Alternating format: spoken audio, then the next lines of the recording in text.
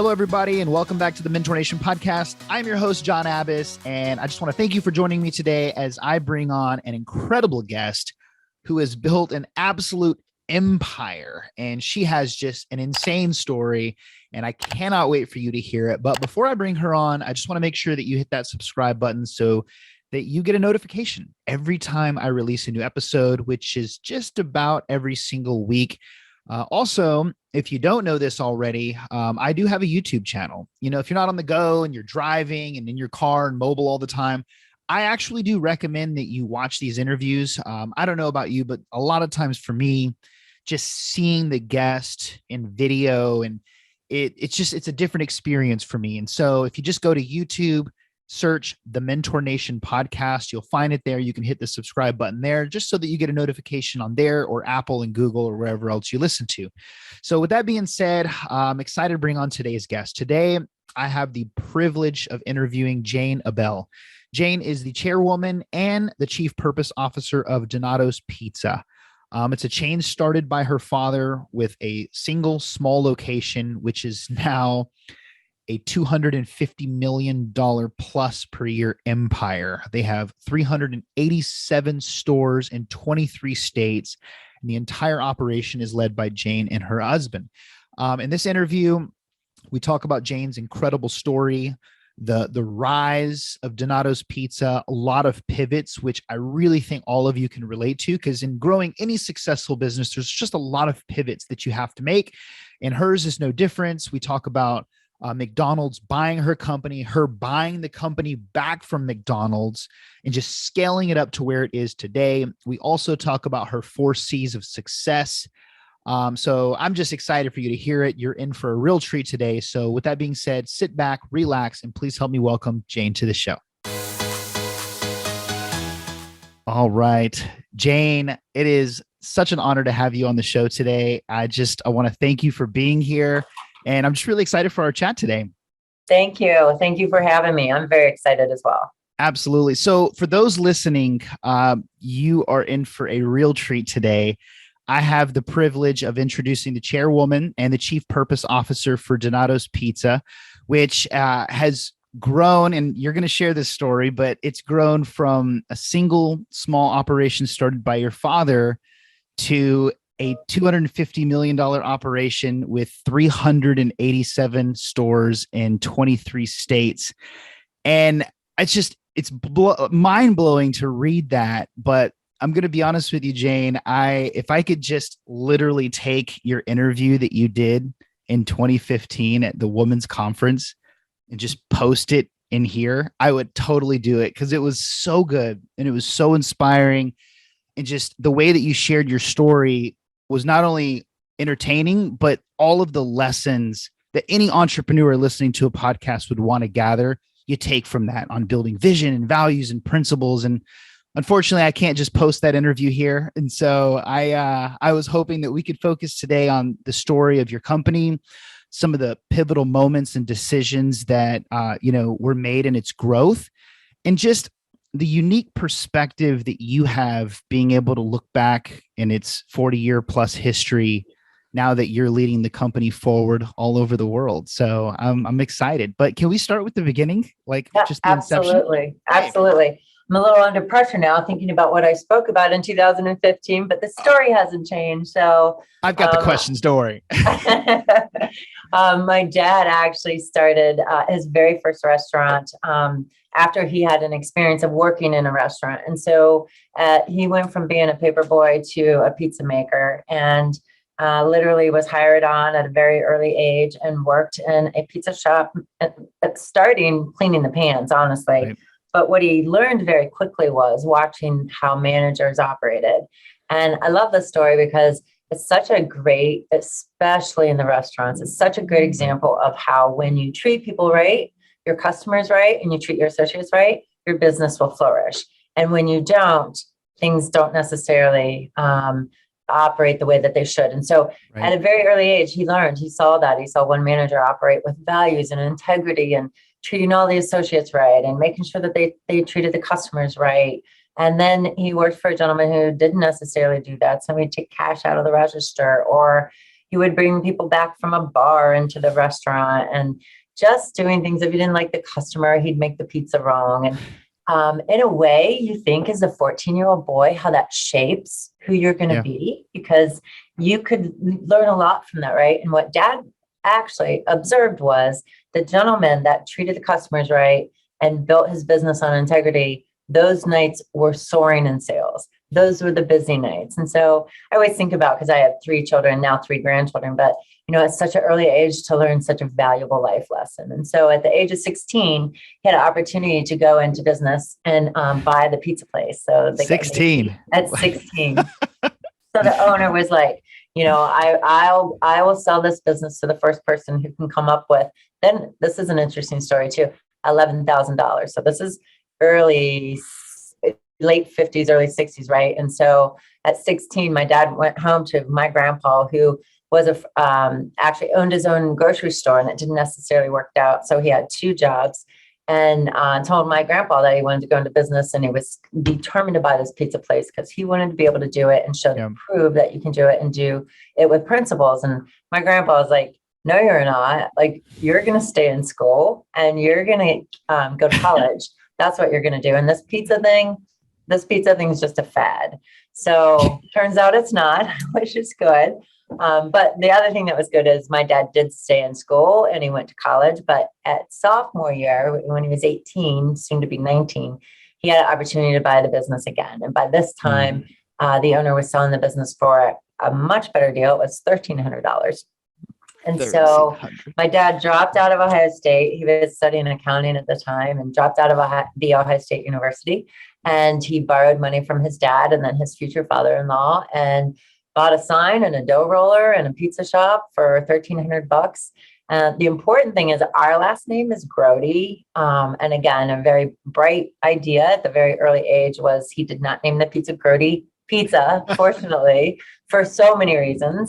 He bought the name from a gentleman by the name of Don Potts, and Don Potts was in the seminary, and he named it Donatus because it's a Latin derivative of donare, which means to give a good thing. So that's how from humble beginnings my father started.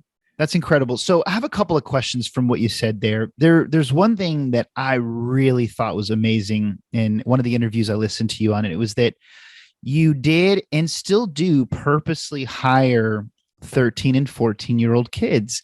Mm-hmm. And you explain why. And I would love to have you share that, because I think it's so powerful and just a testament to like how you guys think about the future and legacy and future generations. I'd love to have you just speak on that if you could. Absolutely. Well, first and foremost, we do because of the valuable lessons my dad got when he was 14 years old, right? Like in an environment, learning about life skills, because you're learning how to interact with people that are older than you and people your age, in a very different work experience, learning how to come in on time, learning the importance of a good work ethic, learning what it is to work hard and earn money. And, at 14, 15, there's not a lot of companies that hire at that age. Right. And so, besides us, and I think Kroger and being a paper boy, there was just not a lot, especially back then. And so beyond that, though, which I'm so proud to say that we have so many people that are now vice president level that started with us when they were 15 years old. And so it gives people the opportunity not only to understand what it means to have a good work ethic and values and really be in an environment that can reflect their selves and be authentically themselves, but it also gives them a career path. And whether it's with us or someone else, we believe it sets a really strong foundation for 14 and 15-year-olds to be able to have that work ethic and know what it means to save money, but also know what it means to work in an environment where there are values. That's all. Well, I can speak for myself when I have 3 kids too, and I can't wait. Well, my oldest just turned 13, so I may have to send her to Ohio. Well, you're not far from our Nashville. Yeah, exactly. So before we move on to the story of building the company, there's one thing that I did want to ask that I didn't get from some of the other interviews, which was, your dad was a great visionary, and he was just values and principles to the core. But outside of that, like, what kind of person was he? A great businessman? You said he went to school for accounting, which I'm assuming was helpful, but I'm just wondering, like, outside of that, like, what kind of man was he? Was he a great businessman naturally? Did he have to surround himself with great people in order to grow the business? Like what was that like? That's a great question. I'd say early on, and I'll talk a little bit about what he's doing now. Yeah. He was just a hard worker, and he just believed that the harder he worked right early on, making those pizzas, but he also he was very, because of his values, and he grew up Catholic. For him, it was about making sure every pizza we had with our customer was a contract that they were going to get the same one every single time. And he's a man of his word. And so he worked really hard. I mean, for us to see him, we went to the pizza place that was right in front of us. We lived right behind the first pizza shop. And so he, we would joke that we'd have to have our birthdays in the pizza restaurant in order to see dad. But as he evolved, I think in order to grow the business, he opened up two, and he had to shut them down because they were not consistent and customers were calling him. Right. I think that was a valuable lesson for him at the time to say, okay, pause. Like, I need to get beyond my circle of just knowing how to run this one pizza shop. And, my dad isn't afraid to ask questions. And he is a visionary, but he's also a man. He had a mentor from the South Side who was in business, and his name is Don Kelly. And it's still his mentor today, to this day. And, it is about being able to not be afraid to ask the question, because you don't have to know everything. So when he shut him back down, he learned the lessons, right? I think one of the things he did that was really good was, I'm not going to do that again until I can do it consistently. And that's when he went on to invent some other things, the Gertie Manufacturing Company. What he really, truly is, I always say to him, if he were really in school and following a passion besides pizza, it would be an engineer. He thinks like an engineer. His passion is how to make that pizza better every single time. So he invents equipment around it to do it. And that's what he's doing today. We have an innovation center in our back lot, and he goes in every single day, and he works with 20 interns that are engineers from Ohio State. And he is inventing an automatic saucer, an automatic cheese, and an automatic pep so that it can be in the restaurant. And so he's 79, and he just is not going to stop. He's just not gonna stop. I just love that. Now, are you at the corporate headquarters right now? Yes, I am. That's awesome.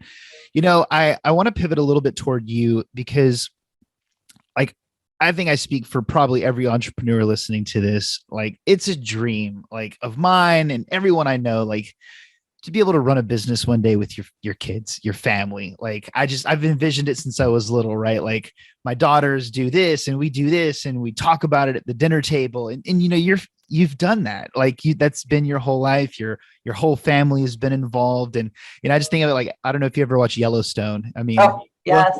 love that show. Better than Succession. Have you watched Succession? I haven't watched Succession. You have to watch that. Yes. Next on my list. You go to Australia, I'll watch Succession. Okay. But I just I look at that, and even though they have all kinds of like issues in Yellowstone, but man, just to be able to do it with the people that you love, and you grew up like that. I mean, you told that story. So what was that like growing up? Did you know that you always wanted to be a part of the family business? Did you have a period where you're like, heck no, I don't want to have nothing to do with the business? Like, what went through your mind? It's a really good question. I would say, and part of the story is we lived right behind the first restaurant. And so my dad would come get us out of our bedrooms in our nightgowns and PJs and stand under the sign. It was a really, really big sign with the blinking arrow. Yep. And he would say to us all the time I can remember when I had to be 5, 6, 7 years old, we're going to be around the world one day, and we're not going to do it just because we want to be the biggest. We're not going to do it because we want all this money. We're not going to do it to sell it. We are going to be around the world because we're going to be able to give back in every community and hire people and develop people. And so for me, that, and the fact that when customers would come to the restaurant, and my dad built his first restaurant without any dining room. And so he would send everybody back to our house. And so our living room was full of our customers every night. And sometimes I'd wake up in the morning and they were still there, which was weird. But it was this energy like restaurants have. I was very attracted to that. I'm a little bit more extroverted, and I love being around people, and I get my energy around it. And so those two things, being able to give back in our communities and really just being around customers and our associates and watching them develop and grow, I knew this is what I always wanted to do.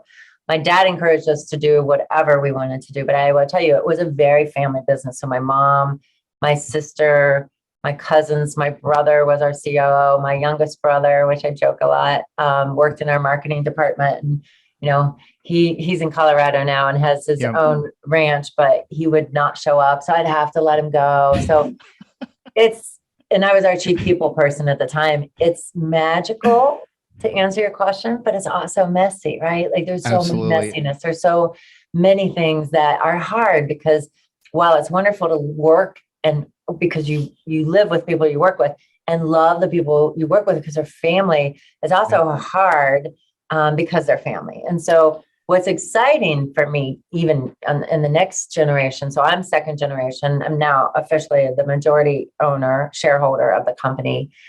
And so we just brought on, woman-owned business, we just brought on the third generation, which is my son 2 years ago. And in up and coming weeks, my daughter will be joining us. My rule for them was you have to go work somewhere else first. So I didn't do that. I grew up in the restaurants. I cleaned the toilets to making pizzas. I shouldn't say those two things at the same time, but I washed my hands in between to running the restaurants. I was in operations most of my life and then started our people department in 1992. And I think for me, I loved that, but at the same time, I've never worked anywhere else. And so I've encouraged all my kids, you go work somewhere else 3 to 5 years, and then you can join the business. And so that's where we're at now. Our third generation's joining, which is super exciting. Yeah. And that's so smart too. And to your point, because you made a really great point about how it's magical, but it's messy. I wanted to see if you could share one other point, because, we're going to talk about the growth of the company. But a lot of entrepreneurs, when they listen into they're just looking for quick solutions, right? Like, I want to grow something quick. I want to build something. Like the growth trajectory, it wasn't like out of this world in the very beginning for Donato's. Can you just share a little bit about like how you guys grew and how long it took to grow into, 50 or 60 locations? Well, we've had quite a journey. So my dad opened those 2 and then he shut them back down. And it took him a while to open up another one because he was not going to do it until he could do it consistently. Right. At the same time, that's when he went to work on the Pep-O-Matic, which is an manual, put the pepperonis in on the top and you slice it over a blade and it goes through on a conveyor. He intended that to be for the restaurant. That's why I'm like, he's not an engineer, but he thinks like he would dream about it at night. And then he would go back in the shed and he would build this piece of equipment and on a trash can and bring it into the store and springs would pop out of it, et cetera. So he got, I would say, a little derailed on that for a period of time because he wanted the perfection of the consistency. And that's making sure the pepperoni was exact same thickness every time. That was the passion. And so it took us a while to say, okay, we've got it now. And while that the Pep-O-Matic never ended up working, it ended up building a whole nother business, which my cousin runs, which is Grody Manufacturing Company. And they're an $80 million business and they're international actually. But they're in all food processing plants across America. And it could be called Grody with no issues. And that could be that. So my grandpa was really happy about that too. Yes, it could be Grody. That's like a manufacturing name, right? Yeah. So that derailed us. So we didn't really start opening restaurants again until mid 70s. And then we opened, and my mom was doing our real estate. So she opened up north, south, east, and west in the Columbus area. We didn't then expand into another market until, it was mid 80s into some of the other markets. And so I would say our perfectionism got in our way a little bit. Like as a startup today, like the people are starting things up all over the place and moving quick. It was a little bit slower growth for us then. And then in the 90s, we started franchising. And so that really helped us expand and grow. And actually our current president today, his name's Kevin King, just came back to us. He's the one who started franchising with us, in 1992. So, and then he left and came back. And so that expansion was wonderful. And again, that's awesome, but it's also messy. So what's great about it is you can pick franchise partners and they put their name on it. Like what's wonderful about franchises, that 14-year-old knows that owner. The 14-year-old, if we have stores in Indianapolis, they don't know me. And so you work for the people that you know and you trust and that they're there beside you, right? And so I love franchising. I think it's such a great model, and it's wonderful. And our Spence is our franchise in Nashville, and he's awesome. And so that's part of it. We really started expanding. And in 1999, part of our story of growth was McDonald's knocked on our door when they were doing their meal occasion strategy. And so we had 145 restaurants at the time, and we were in 9 states. And when they knocked on our door, and it is emotional for me, I would say. They flew us to Chicago. They were doing their meal occasion strategy. So they wanted a chicken concept and a pizza concept. And a Mexican. So they invested in Chipotle, Boston market for the chicken, and they searched the world and narrowed it down to 60 concepts. They had been in every one of our 145 restaurants. And what they really liked about us was our best in class people, which we believe, and also the consistency of our product. So that's what McDonald's is founded on, right? So they flew us to Chicago, and we sat in the room, my dad, my brother, and I, and the CEO at the time said he wanted to buy the whole thing. And I don't have a good poker face, but I was visibly emotional because I'm like, we would never sell our family business. Like, that's not something we ever talked about. My brother was super excited. And my dad, he has a good poker face. And so we left and we met with our family for 3 months about it. Because it is an emotional thing, right? When you give birth to something like a business, we were emotionally attached to it. But we decided the best way to grow for us is to partner with the world's largest restaurant company and help us because they know what they're doing. They were pretty smart. Right. So we did. And I stayed on board, and my dad stayed on board. And here's another beautiful thing about that story is it allowed my brothers and my sister and my mom all financial independence. Because we were all owners, but it also allowed them to have the umbilical cord, the emotional independence. Right. Because in a family business, sometimes it's hard because you feel like, oh, maybe I have to do this, or it's part of what I'm supposed to do. So our most recent growth has been now. So anyway, that didn't work out. My dad and I bought it back, which there's an interesting story in that. Yeah, this is my favorite part of all of this is just, and I think to me, like the most valuable part, because it's like when you bought it back, it was in some pretty crazy circumstances. So McDonald's buys it, and then I'm assuming, or I believe it was the recession that plunged just everything into turmoil. Is that like it was after 9/11 actually? Oh, so 9/11. Okay. After 9/11, that's how old I am. Yeah, it was after 9/11, and their stock hit a historic low, and that's when they started getting a lot of just heat from the street, right? Like, focus on your hamburgers, get out of the chicken, get out of all these businesses. So I heard it on NPR that morning. I was driving into work, and because I love NPR, and it says McDonald's is going to sell or close Donato's. Oh, you heard it from that? Oh man, that's crazy. Yeah, it was crazy. So I remember sitting in my office, just still kind of like, what? And my dad came in. And I said, did you hear that? He's like, yes. And he just kind of sat there. He was 63 at the time. And honestly, sometimes things just come over you. Like, I was like, let's buy it back, Dad. Let's buy it back. I will sell the house. I'll take everything out of the market. Wow. Let's buy the company back. I have no idea how to do it, but let's buy the company back because we have a destiny. And I was that little girl standing under that sign. And I think we can fulfill our destiny. And we've got 5,000 people that are counting on us. So wow. we have to buy it back. So we did. We put it together, right? You put together people that are a lot smarter than you, and you can do anything. And so it didn't take us very long. I would say that was February. And then we bought it back on December 11th in 2003. So it was, I had to go in front of the board of McDonald's, their brand board, and our CFO, who they hired to come figure out how to close it. So it was funny. Like, I would meet off site and he would meet on site, and he would try to figure out how to close everything down and get pennies back. And I'd try to figure out with this team how to buy it back. And then we presented, and fortunately, McDonald's is a really good company. And even though we were losing $7.5 million when we bought it back, and they wanted to stay on the board with us. I mean, they cared. It wasn't a wash your hands, so say goodbye. They cared, and they stayed along with us for a couple of years. So we got back on our feet. Man, that's a really really great lesson right there. Your whole family achieved financial freedom with that buyout. And then you have to jump back in because I read you had 75 buildings sitting empty. It was losing millions of dollars a year.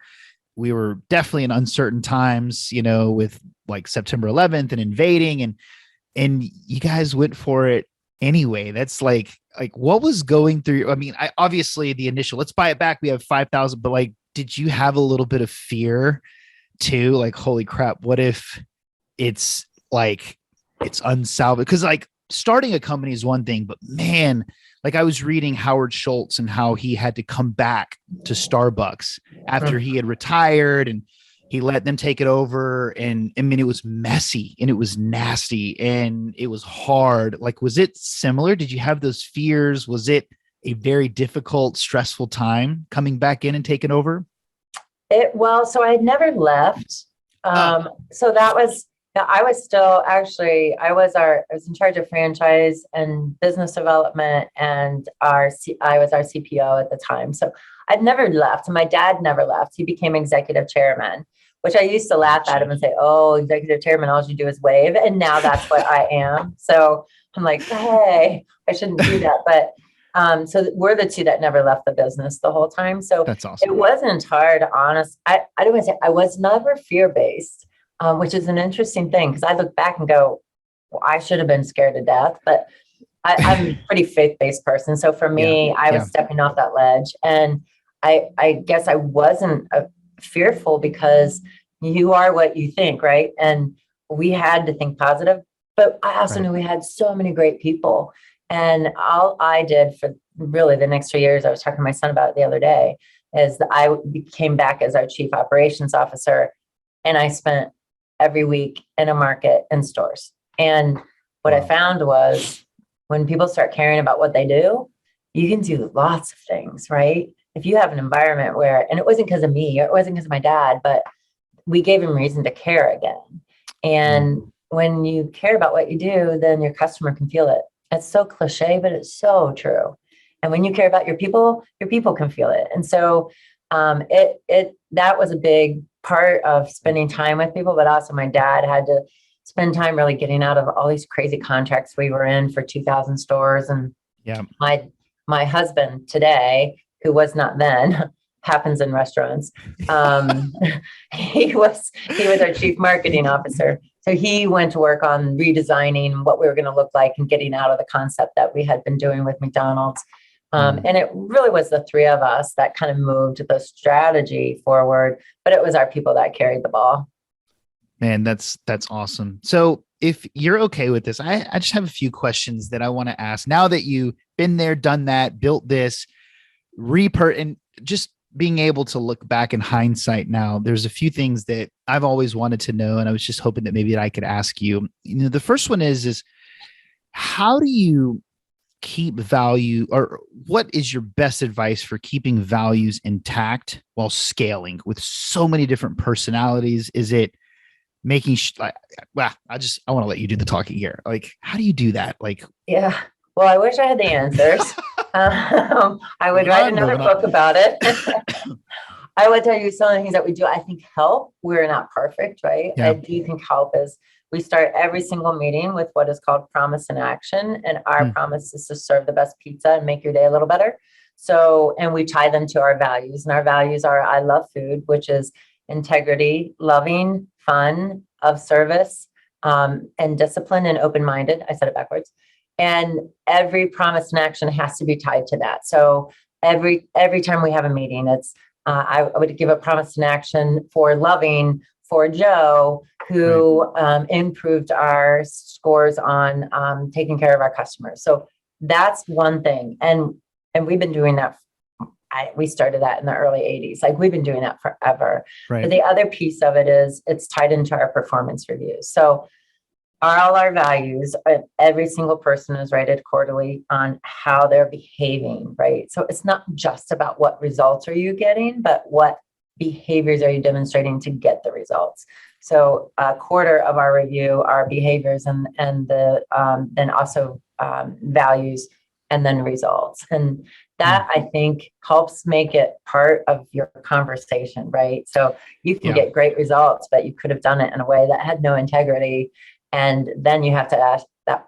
We also do a matrix. We build it in our succession planning. And in our succession planning is a quadrant that's high values and high performance. Those are our A players, right? And if you have lower performance but high values, we're going to work with you all day long. And if you have low values and no performance, then you're going to become an alumni of our company, which is what we call it when we say goodbye. And then, there's the hardest one is when you have high performers but low values. And I say that's hard because they're getting the results, but you can't accept that kind of behavior. It's crazy. I used to teach sales teams all over. I'd fly out and train them, and we'd always put them into personality types like your sharks, dolphins, whales, and urchins. And the sharks were the hardest because they're so great at selling and getting results, but their values a lot of times are just, they'll do whatever it takes to get the sale. So you're in this moral dilemma oftentimes, and you're just like, crap. But you have to do what's right, but it's just hard to do because they're your producers. And so it's just channeling that and instilling values. I just have 3 more questions and we'll wrap up. My first question is the values that you just talked about, the principles, how important would you say it is to define them and write them down early on? Because I think I read that, your father was building this company, and then it was your brother that went to college and came back and was like, hey man, we need to write these things down. But it seemed like you guys did very well just living those principles. But looking back now, would you say it is really smart to define them early on, or no? Absolutely. Absolutely. And actually, even as a family, right? So I do an annual summit with my 3 kids. And I talk about, here's what our estate plan looks like. Here's what the future looks like, but what are our values? And so we came up with our values and then our mission statement and how they would make decisions together. And I think it's not only important to do it in a business, but important to do it in your own families. And it's really, what is that creed and how you guys agree to operate? And so in a business, think about growth. Now for us, we're growing through Red Robin and we're growing through ghost kitchens. When Red Robin approached us, which I love Red Robin, when they approached us, honestly, my first thing was not another hamburger chain. No, but because we did that, right? And they certainly weren't approaching us to sell. They were approaching us to franchise with us, which is really different. And meeting their people, they are so incredible. We talk about agape capitalism and doing business based on love and leading with love and doing the right thing. And you can be a profitable business, but you can do it with love. Yep. And they talk about love. They talk about the soul of their company. There's so many synergies with that company and ours, and I'm super excited and proud to be their partner. And that's how we're able to expand right now. So we're in 200 Red Robins, actually 197 with 52 more coming this year. And I couldn't be more proud of having a relationship with them. They really, truly are aligned with who we are. And so that's amazing. But when I went and we talked about who we were, and I talked about I'm giving them my baby, my pizza, and it's in their hands, and they take it so serious. They still write me emails, and here's our values and here's who we are. They write me emails and just say, don't worry, I got your baby. I'm taking care of your baby. And that's a relationship, right? And all based on some synergy of values, which I think it's really important. I love that. Are you a big Sarah Blakely fan? Do you know? Yes. Oh, yes. I know her husband, not really well, but acquaintances, and just, I watch what they do with their family, and it's really incredible. They do something very similar. Patrick Bet David, I really love his podcast as well. And just the values, that I got a chance to meet her actually. With Warren Buffett. Yeah. It was super cool. And Warren Buffett. Yeah. Well, that's because of the nonprofit. I don't know if you're going to ask about the nonprofit that I co-founded with a friend of mine. We were listed as one of the top 15 nonprofits that's doing something different to lift the community up out of poverty. And so Peter Buffett came and did a tour. And then in January 2019, right before COVID, we went to meet with Warren Buffett to share with him about the nonprofit, which is cool. Yeah, well, that was my next question, was your book and your nonprofit. I wanted to have you just share a little bit about those two things, if you don't mind. Absolutely. So the book came first. And honestly, I was speaking, a lot of people were interested, like why we bought the company back, because we didn't have to take that risk, but why we did it. Yep. And so I was speaking at a couple of different events and people kept asking me if I was going to write a book. And I was like, that is not on my bucket list. And I have no idea how to do it. So I had for the president of the university here locally said, I'll help you. Don't let this be overwhelming.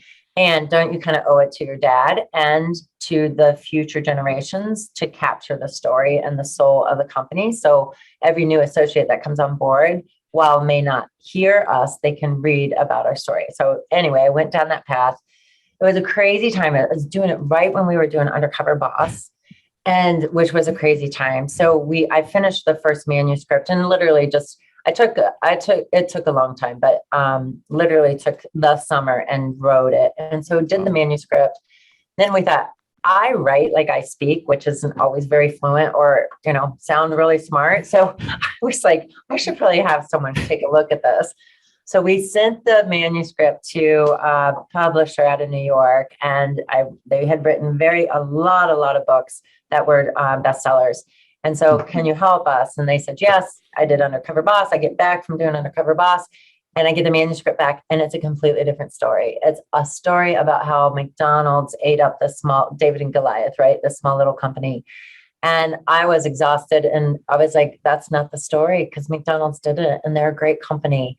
And that isn't what the story is. And we would never say anything bad about McDonald's. So I had to redo the whole thing again, and then ended up publishing. We self-published, but it's a wonderful way to be able to express who we are, and so people can capture the soul of it. But it wasn't necessarily the easiest thing to do. I will say, I'm not doing it again. Wow. Yeah, I interviewed. I was about a year and a half ago, the CEO of Scribe Media, which I don't know if you ever heard of them, but they write books for people, and I couldn't believe some of the bestsellers that they've written. I'm just like, oh my gosh, you mean he didn't actually write that entire book? He just gave them like all the stuff in his head and they put it together, and it's like millions of copies later. It's just really incredible. It'd be a lot easier. I can't wait to be mindful of your time. I am absolutely going to put the link. I wanted to ask you about Undercover Boss. I'm going to put the link to that show because I think everybody listening needs to watch that episode. Amazing. But I did want to have you just really quickly share about your nonprofit. I did not know a tremendous amount about that, but I would love to. And so I just wanted to have you share, especially how apparently like big you've built it and the impact that it's made. And so I just would love to have you talk about that as we finish up. Absolutely. Thank you. So we started a nonprofit in the same community where I grew up. So where I grew up, it was on the south side of Columbus. It was a very thriving neighborhood. And then over the years, unfortunately, the manufacturing companies left, a lot of jobs left, and that neighborhood fell on really, really hard times. So a lot of poverty. 70% of the houses were boarded up. I mean, it was just really fell on hard times. And so honestly, the mayor at the time called my dad and just said, hey, aren't you from the South Side? I need you to be a champion. And so we started attending meetings. And then my dad called me and said, hey, I have the treasure. I need your time to do something. And so it was a big effort, but it was a Renaissance group of people that got together and talked about how do you lift a community up. And so it became then a smaller group, and Tanny Crane and myself, she was my first phone call because she's extremely brilliant. And they're a family business that's been in business for 75 years on the South Side. So we really just started a journey. We did a survey of over 2,700 homes in the neighborhood, asked our neighbors what they needed. They responded back that they needed 5 things, which was safety, affordable housing, access to health, education, and jobs. And so the city went to work on safety and a health clinic that they built in the area.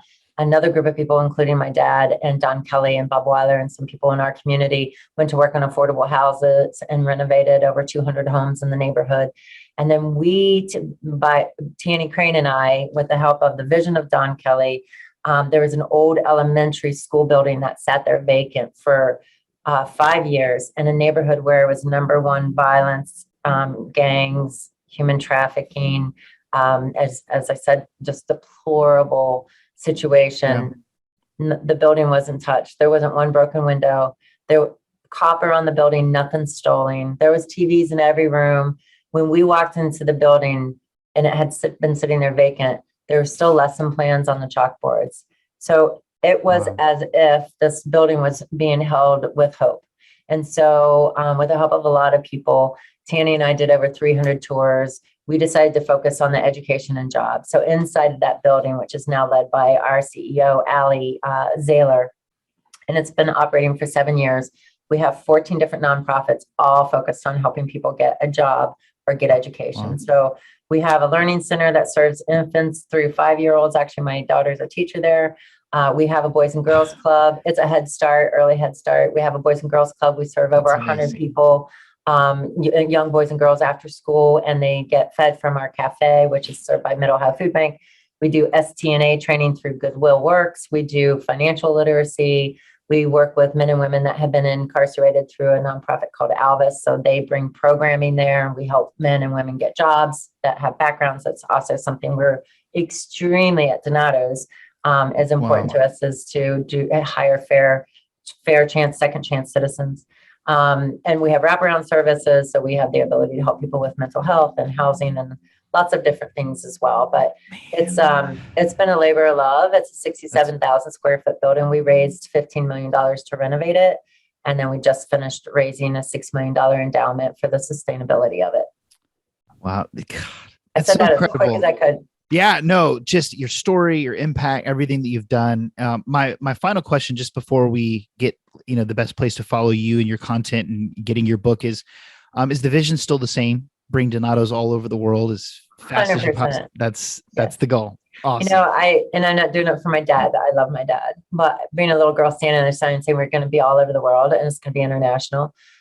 We have the potential to do that. And I'm very excited about it. Shortly here, we will be hopefully international. And so that, and it isn't just about being big, and it is about giving back in every community we do business.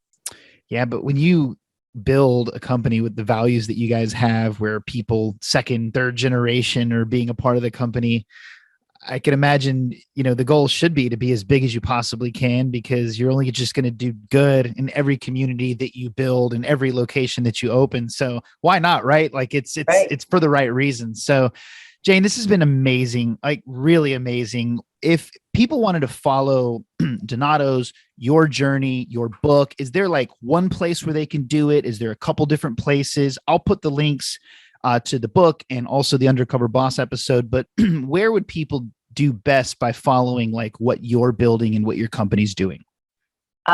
You can go to the Donato's website and there's a link. I also have a microsite. It's janegrodyabel.com. And so, but you can get it from donatos.com as well. And perfect. I'm on Twitter and LinkedIn, and you can email me at jane@donatos.com. Like there's, Facebook, all the social. Awesome. Well, man, this has been an absolute pleasure. I just want to thank you so much for your time and just pouring into everybody listening today. It really, really, really means a lot. And I just cannot wait to release this episode. So thank you. Thank you very much. I enjoyed talking to you. Same.